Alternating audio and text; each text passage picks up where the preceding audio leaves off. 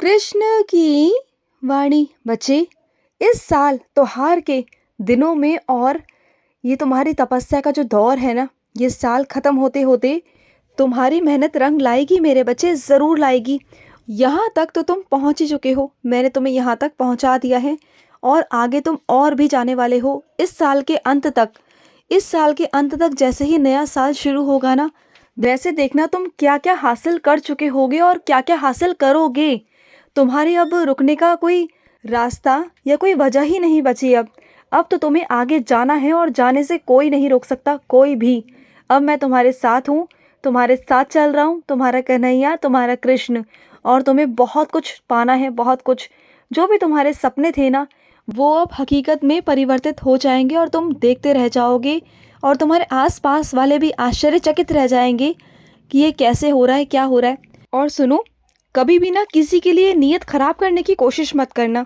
किसी के लिए भी, किसी के लिए गंदा या ख़राब मत सोचना, किसी का नुकसान करने की मत सोचना। और बाकी तुम्हारा तो अच्छा होना निश्चित ही है, क्योंकि तुम मेरे बच्चे हो। और सुनो, माफ़ी, माफ़ी जहाँ पर मांगनी हो ना, वहाँ मांग लेना। क्योंकि देखो, माफ़ी मांगने से कोई नीचा नहीं होता, लेकिन माफ़ी मांगने से अगर रिश्ते बनते हैं तो ज़रूर मांग लेना, ठीक है ना।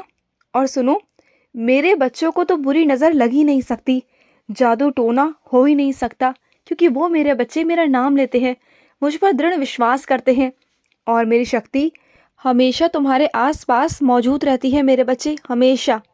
और सुनो, हर मेरा बच्चा अलग है, उसके सवाल अलग हैं, उसका शक अलग है। कई बच्चों को ना बहुत शक होता है कुछ चीज़ों पर मेरी, कि मैं हूँ या नहीं, मैं करूँगा या नहीं करूँगा। उनके मन में अलग अलग तरह के सवाल होते हैं। तो हर इंसान, हर मनुष्य अलग अलग सवाल मुझसे पूछता है, करता है। और कुछ मेरे बच्चे इतना दृढ़ विश्वास रखते हैं मुझ पर कि मुझे अपने आप को सौंप देते हैं। तो देखो, जो बच्चे अपने आप को मुझ पर पूर्णतः न्यौछावर कर देते हैं ना, अपने आप को समर्पित कर देते हैं, तो उन्हें डरने की कोई आवश्यकता ही नहीं होती, बिल्कुल नहीं होती। और सुनो, तुम्हारे खुशियों की चाबी तुम्हारे पास ही है, सिर्फ और सिर्फ तुम्हारे पास। इसे खोलोगे तो तुम खोलोगे अपने हाथों से। तुमने खुद ही ना अपने ताले बंद कर रखे हैं, अपने खुशियों के ताले। देखो, अपने आप को मौका दो और अपने हाथों से ही अपनी चाबी को खोलो, आगे बढ़ो। और तुम्हें आगे बढ़ना है, तुम्हें आगे बढ़ने से कोई नहीं रोक सकता। मैं हूँ तुम्हारे साथ। और सुनो, जब कभी छुट्टी लेते हो ना, तो उस वक्त का सदुपयोग किया करो।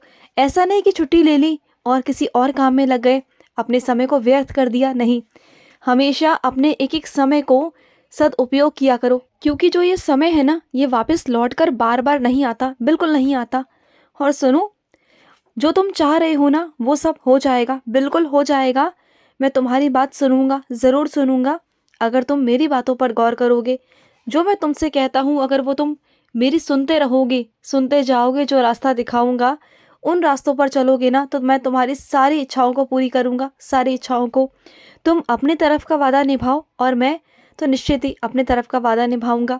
और मेरा वादा मेरा आशीर्वाद ही होता है, और मैं तुम्हें आशीर्वाद देता हूँ। तुम्हारे सारे रास्ते खुलेंगे, नए रास्ते। और जिन नए रास्तों पर तुमने अभी अभी चलना शुरू किया है ना, तो वहाँ पर शोर मत मचाना, बिल्कुल खामोशी से चलना। क्योंकि कई लोग ना तुम्हें गुमराह करने की कोशिश करेंगे, तुम्हें भटकाने की कोशिश करेंगे।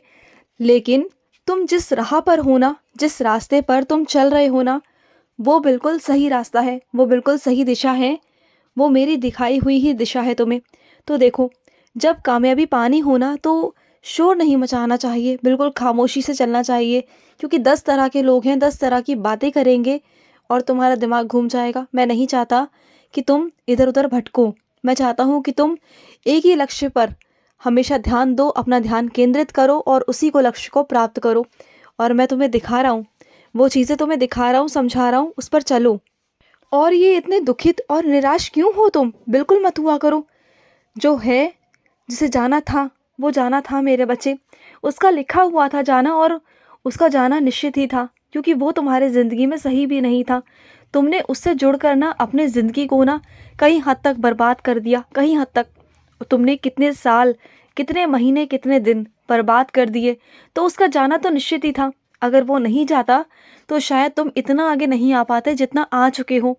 वो तुम्हारे रास्तों पर तुम्हारी उन्नति का कांटा था, उसे निकलना ही था। और इस वजह से मैंने उसे वहाँ से निकाल दिया मेरे बच्चे, क्योंकि वो ज़रूरी भी था। और सुनो, जो बात अपने मन में होती है ना, उसे सिर्फ़ और सिर्फ़ मुझसे आकर कहा करो। किसी के भी आगे ज़िक्र मत किया करो, किसी के भी आगे। अपनी जगह तुम सही हो और सामने वाला भी अपनी जगह सही है, वो भी गलत नहीं है मेरे बच्चे। लेकिन बस क्या है ना, मन में सबकी अलग-अलग भावनाएँ हैं। तुम्हारे मन की अलग भावना है, उनके मन की अलग भावना है। बस तुम्हारे जो अंदर विचार उत्पन्न होते हैं ना, अपने विचारों को बस अपने तक ही रखा करो, क्योंकि सामने वाला तुम्हारी परिस्थिति को नहीं समझ सकता और तुम सामने वाले की परिस्थिति को नहीं समझ सकते कि उस पर क्या गुजरी थी और क्या गुजर रही है। तुम्हें नहीं पता है, तुम अपनी जगह सही हो और वो अपनी जगह सही है। तुम्हारी सोच, तुम्हारे सवाल, ये सब अलग है मुझसे, लेकिन उनकी सोच और उनके सवाल अलग है मुझसे। तो फिर क्यों इतनी चिंता करना? मैं तुम्हारे जवाब तुम्हें दूंगा और उनके जवाब उन्हें दूंगा। लेकिन ना, एक दूसरे पर इल्ज़ाम मत लगाओ। बस जो भी बात है किसी से मत कहो, अपने मन की बातें मत कहो, सीधा आकर मुझसे कहो। किसी के भी आगे जिक्र मत करो, किसी के भी आगे सीधा आकर मुझसे कहो। और सुनो, जो मसले हैं ना तुम्हारे ज़िंदगी में, वो किसी और को बताने से नहीं सुलझेंगे, वो सिर्फ मैं ही सुलझा पाऊँगा, सिर्फ मैं ही। और सुनो, अपने वक्त को ना बेफिजूल व्यर्थ मत करा करो, बिल्कुल मत करा करो। गणेश जी की बहुत सारी कृपा है तुम पर, बहुत सारी। वो विघ्नहर्ता हैं, विघ्नहर्ता। और जो तुम्हें सब कुछ प्राप्त हुआ है ना, जो तुमने हासिल किया है, वो तुम्हें इतनी जल्दी हासिल नहीं होता। वो सिर्फ और सिर्फ गणेश जी की कृपा है तुम पर, वरना तुम सालों में, 10-15 सालों में वो भी तुम हासिल नहीं कर पाते। तुम्हें वक्त लग जाता, सालों साल लग जाते, तब भी तुम वो हासिल नहीं कर पाते। सिर्फ और सिर्फ गणेश जी की वजह से ही तुम्हें वहाँ तक सब कुछ प्राप्त हुआ है, उन्हीं के आशीर्वाद से। तो उन पर क्यों गुस्सा कर रहे हो? क्यों मनमुटाव रखा हुआ है तुमने उनसे? क्यों नाराज़ हो उनसे? उनसे बात कर लो, क्योंकि देखो, वो तुम्हारे विघ्नहर्ता हैं। उन्हीं की वजह से ना तुम्हारे बहुत सारे संकट टले भी हैं, उन्होंने टाले हैं। और ऐसा कुछ हुआ है तुम्हारे परिवार में कि कोई बहुत हद तक ऊपर जा चुका था। तुम समझ सकते हो कि मैं कहाँ की बात कर रहा हूँ। फिर वहाँ से ही गणेश जी ने दोबारा से वहाँ पर वापस धरती पर भेजा, दोबारा से सांसें भेजी, दोबारा से उन्हें ज़िंदगी दी। तो वो यूं ही नहीं दी है। गणेश जी की कृपा है तुम पर, बहुत कृपा है, तभी तो ये सब हो पा रहा है ना। ऐसे नहीं होता सब कुछ, ऐसा कुछ भी नहीं होता। और सुनो, अगर अपने से बड़ों का आदर सम्मान करना चाहते हो, तो ये तो बहुत अच्छी बात है ना। तुम जितना बड़ों का आदर सम्मान करोगे, उतना तुम्हारे जीवन में तरक्की होगी, उतना। और अपने गुरुजनों का अगर तुम चित्र लेकर आए हो ना, तो जिस जगह पे लगाना था, जहाँ पर लगवाना था, जो जगह खाली है आज भी, वहाँ लगा दो ना। देखो, उनकी आशीर्वाद से सब कुछ तुम्हें प्राप्त हुआ है, और भी आगे प्राप्त होगा, तो लगा दो।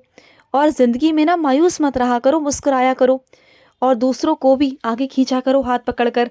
तुम जिस तरह से आगे बढ़ रहे हो ना, दूसरों को भी हाथ पकड़कर आगे खींचो, कि वो भी आगे बढ़े, उन्नति करे, वो भी तुम्हारे सहारे आगे, उन्हें समझ आए, उन्हें ज्ञान आए, वो भी कुछ कर पाए अपनी ज़िंदगी में, बस खाली ना बैठे।